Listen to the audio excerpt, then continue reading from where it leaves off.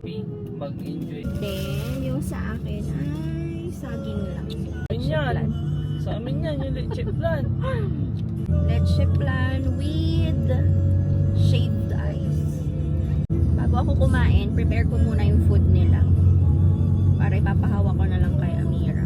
Yung sa akin naman ay, ito yung saging lang. Saging